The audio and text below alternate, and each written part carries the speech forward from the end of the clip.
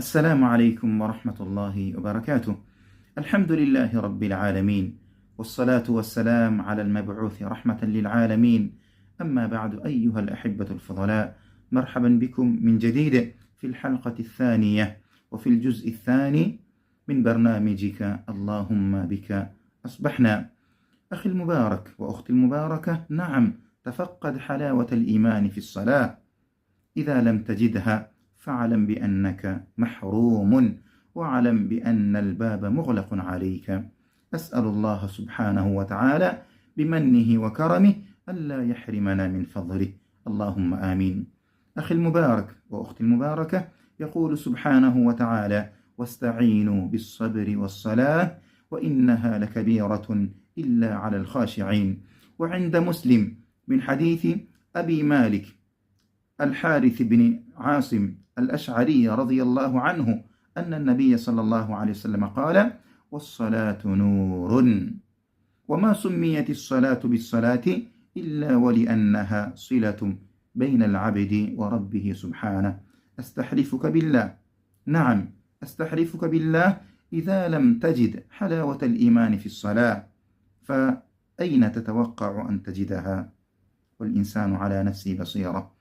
Mtazamaji mtukufu wa Kiislamu, karibuni kwa mara nyingine, ikiwa ni halaka yetu ya pili kwenye barnamiji yetu ya Allahumma bika asbahna. Ewe Mola, kwa kupitia nguvu zako na idhini yako tumeipata siku nyingine mpya, ikiwa ni juz'u thani. Na Muumba Allah subhanahu wa ta'ala situharamishie kutokamana na fadhila zake ya rabbal alamin. Mtazamaji mtukufu wa Kiislamu, naam, itafute ladha ya imani katika sala, na endapo hutoipata ladha ya imani katika sala zako, basi fahamu ya kuwa wallahi umeharamishiwa khairi kubwa sana. Fahamu ya kuwa umefungiwa mlango ambao uliona khairi kubwa sana. Ni urudi kwa Mola wako kwa vilio na kumuomba Mola wako ili akufungulie mlango huo. Asema Mwenyezi Mungu Subhanahu wa Ta'ala kwenye Qur'ani: wasta'inu bis-sabri was-salah, ombeni msaada kwa Mwenyezi Mungu Subhanahu wa Ta'ala kwa kupitia kusubiri na kwa kupitia ibada ya sala. La ilaha illa Allah.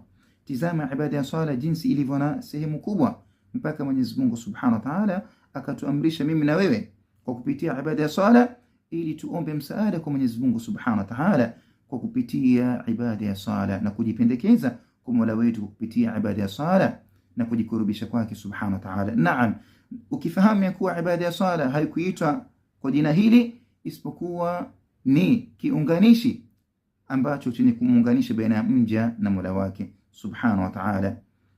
Billahi alayka, ninakuapisha kwa utukufu wa Mola wangu Subhanahu wa Ta'ala, ikiwa wewe kwenye swala zako hukupata utamu na hukuipata ladha ya iman, unatarajia utaipata sehemu gani nyingine?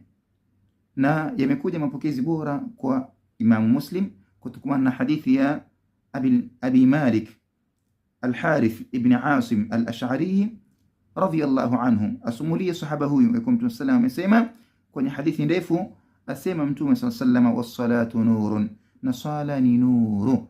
Ikiwa nuru hii ambayo kwamba ndiyo inapatikana kwenye sala haikuweza kukufikisha wewe, kukunawirishia kifua chako na kukuzalishia wewe ladha, wallahi ninakuapisha kwa utukufu Mola wangu Subhanahu wa Ta'ala, uniambie unatarajia utapata wapi nuru sehemu nyingine? Huwezi ukapata sehemu nyingine ikiwa umeharamishiwa katika ibada ya sala. Jaribu kujirekebisha na urudi kwa Mola wako Subhanahu wa Ta'ala, uombe kwa Mola wako ili akufungulie mlango ambao kwamba uliofungiwa. Hakika yake Subhanahu wa Ta'ala ni muweza. Huenda kurudi kwake na kumlilia mara kwa mara ikawa ni sababu ya kufunguliwa mlango ambao kwamba uliofungiwa, wa min thamma ukawa ni mwenye kutaladha katika ibada zako, ukawa ni mwenye kupata ladha katika swala yako. Na Mungu Allah Subhanahu wa Ta'ala situharamishie kutokana na fadhila zake ya rabbal alamin. Wassalamu alaykum wa rahmatullahi wa barakatuh.